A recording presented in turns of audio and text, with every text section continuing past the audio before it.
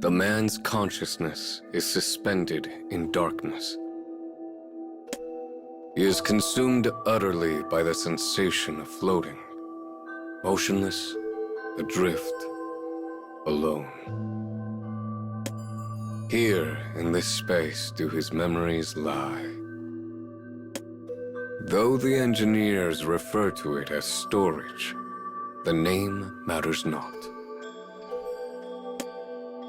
Hovering about him are images covered in layers of static and indecipherable noise. Once, perhaps, they were things he had seen and heard, but now they are damaged beyond all meaning, barely worthy of the name of memory. The man absently watches images pass by in the dark. From whence do they come? To where are they headed? He does not know the answer to these questions, so he simply drifts. But then, in that eternal moment, a voice. Once this world finds peace, I want you to search for the reason you live. The voice is soft, a caress.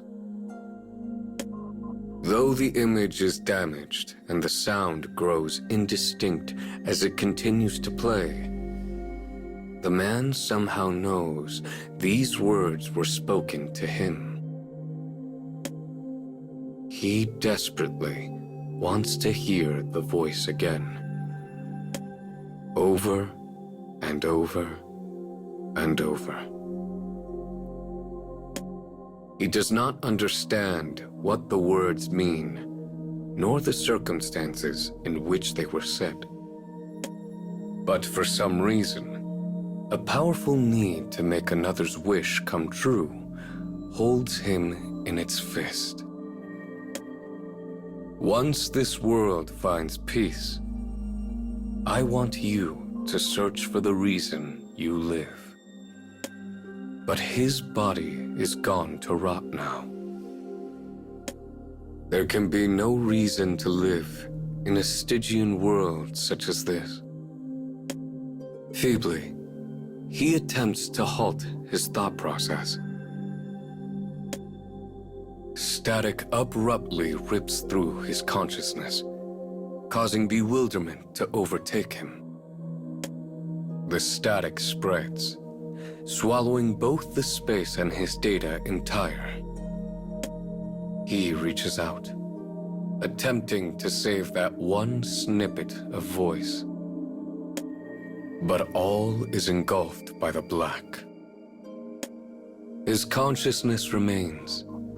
It grows clearer, focused.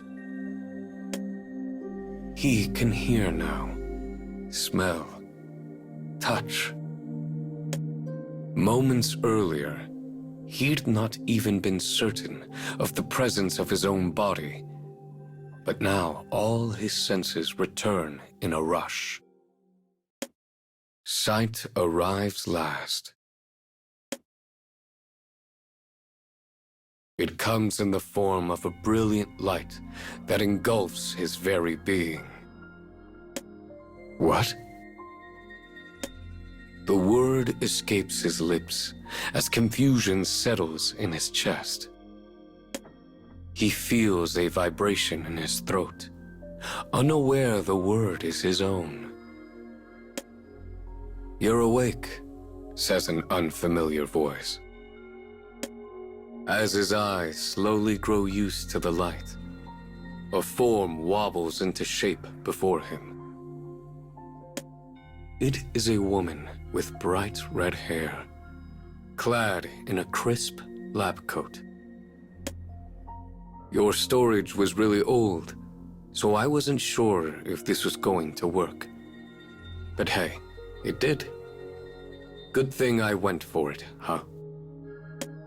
She can barely contain the excitement in her voice as she drags a nearby mirror over. "Oh, And I freshened up your look while I was at it. Might as well, right? Here, take a look.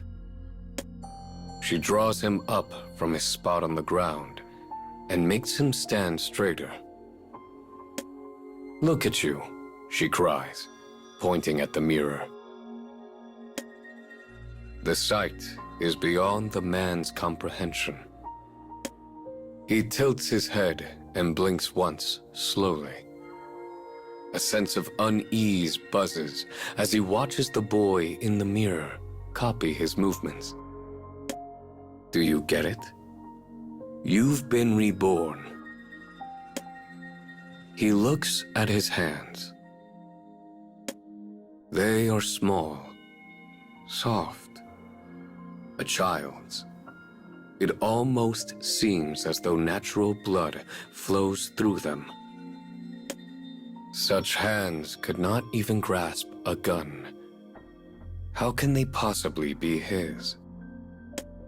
So, what do you think? Asks the woman with red hair. As she begins to giggle, the man trapped in the false body of a boy looks back at her in confusion.